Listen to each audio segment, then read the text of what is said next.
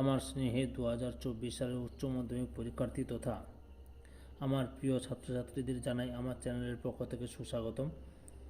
আশা করি তোমরা সকলে বর্তমান পরিস্থিতিতে ভালো এবং সুস্থ আছো। আমি তোমাদের জন্য এই ভিডিওতে higher secondary ABT test paper 2023-24 AC 284 নম্বর পেজের হেলথ অ্যান্ড ফিজিক্যাল এডুকেশন তথা স্বাস্থ্য ও শারীরিক শিক্ষা বিষয়ের যে প্রশ্নপত্র সেটটি রয়েছে সেই সেটের এমসিকিউ এসিকিউ প্রশ্নের উত্তরগুলো নিয়ে আলোচনা করছি।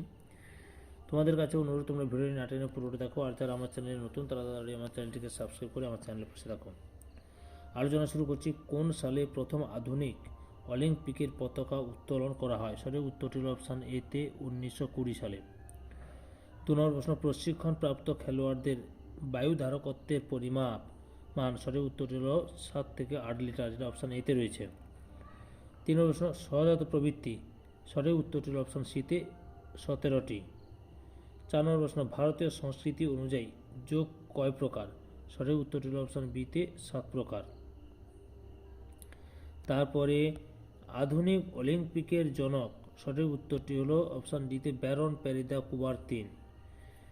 6 নম্বর প্রশ্ন, 1 গ্রাম প্রোটিন থেকে প্রাপ্ত ক্যালোরির পরিমাণ হলো? সঠিক উত্তরটি হলো অপশান সিতে 4.1।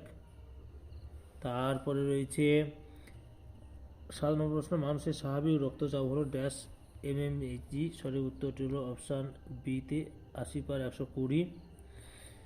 তারপরে রয়েছে 8 দাগের স্বাভাবিক অবস্থায় মানুষের শ্বাস মিনিটে? সঠিক উত্তরটি হলো অপশান ডিতে 12 থেকে 16 বার। এরপর আমি এসএকিউ প্রশ্নের উত্তরগুলো নিয়ে আলোচনা করব। তার আগে তোমাদের কাছে অনুরোধ, তোমরা ভিডিওটি পুরোটা দেখো, আর যারা আমার চ্যানেল নতুন তারা তাড়াতাড়ি আমার চ্যানেলটিকে সাবস্ক্রাইব করে আমার চ্যানেলের পাশে থাকো।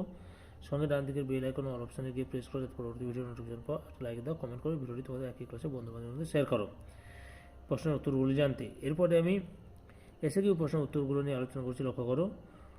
2 দাগে প্রথম প্রশ্ন, কপাল ভাতি কি? উত্তর, যে পদ্ধতিতে পদ্মাসনে বসে তলপেটের পেশি সংকোচন দ্বারা সক্রিয়ভাবে বলপূর্বক শ্বাসত্যাগ ও নিষ্ক্রিয় শ্বাসগ্রহণ পর্যায়ক্রমে দ্রুত হারে করা হয়ে থাকে তাকে কপালভাতি বলে। অথবা বিরামযুক্ত প্রশিক্ষণ বলতে কি বুঝো? বিশেষ বিজ্ঞান ভিত্তিক পরিকল্পনা অনুসারে নিয়মিত অনুশীলনের দ্বারা যে প্রশিক্ষণ পদ্ধতিতে ক্রীড়াবিদ বা খেলোয়াড়দের সহনশীলতা ও দ্রুত বৃদ্ধি করা সম্ভব হয় তাকে বিরাম বা বিরাম মুক্ত যুক্ত প্রশিক্ষণ পদ্ধতি বলে। 2 দাগে পেশনা যে কোনো দুটি প্রকৃতি লেখো। উত্তর, উদ্যোগ হবে না এটা। যে কোনো কাজের আরম্ভ করতে পেশনা সাহায্য দরকার। আচরণ পেশনা ব্যক্তির, এটা উদ্যোগ হবে। পেশনা বা উদ্যম হবে, উদ্যম। পেশনা ব্যক্তির আচরণ কি সত্যতা নিয়ন্ত্রণ করে? অথবা নিউটনের 3য় গতিসূত্রটি লেখো। উত্তর, প্রত্যেক ক্রিয়ার সমান ও বিপরীত প্রতিক্রিয়া আছে। 3 দাগে কম গতি সম্পর্কিত রোগ কি? উত্তর, হাইপো বলতে বোঝায় কম, এবং কাইনেটিক এর অর্থ হলো গতি, অর্থাৎ সাধারণভাবে ব্যায়াম বা শারীরিক ক্রিয়াকলাপের প্রতি চরম অবহেলা ও আরামদায়ক জীবনশৈলী ফলে যে রোগের সৃষ্টি হয় তাকে কম গতি সম্পর্কিত রোগ বা হাইপোকাইনেটিক রোগ বলে। অথবা কোন যন্ত্রের সাহায্যে মানুষের রক্তচাপ মাপা হয়? উত্তর হচ্ছে স্ফিগমোম্যানোমিটার। 4 নম্বর প্রশ্ন, উষ্ণীকরণ কাকে বলে? উত্তর, যে কোনো শারীরিক ক্রিয়াকলাপ বা খেলাধুলা, ব্যায়াম প্রভৃতি অনুশীলন করার আগে খেলোয়াড়ের শরীরের তাপমাত্রা স্বাভাবিক অবস্থা থেকে বাড়ি শারীরিক বা মানসিকভাবে প্রস্তুতি হওয়ার প্রক্রিয়াকে উষ্ণীকরণ বলা হয়।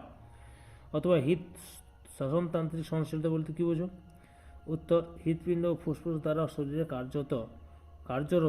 শরীরের কার্যরত পেশিসমূহে অনবরত রক্ত ও পর্যাপ্ত পরিমাণে অক্সিজেন সরবরাহ করার ক্ষমতাকে শ্বসনতান্ত্রিক সহনশীলতা বলে।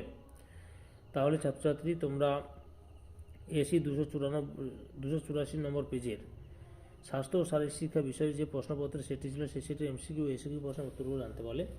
তোমাদের কাছে এই ভিডিওটি ভালো লাগলে বা এই ভিডিওতে তোমরা উপকৃত হলে আমার চ্যানেলটিকে সাবস্ক্রাইব করে আমার চ্যানেলের পাশে থাকো। সঙ্গে ডান দিকে বেল আইকন অল অপশানে গিয়ে প্রেস করে পরবর্তী ভিডিও নোটিফিকেশন পাওয়া।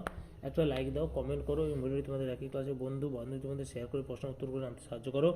যারা অলরেডি আমার চ্যানেলটিকে সাবস্ক্রাইব করেছো এবং এই ভিডিওটি দেখলে তাদের সবাইকে অসংখ্য ধন্যবাদ।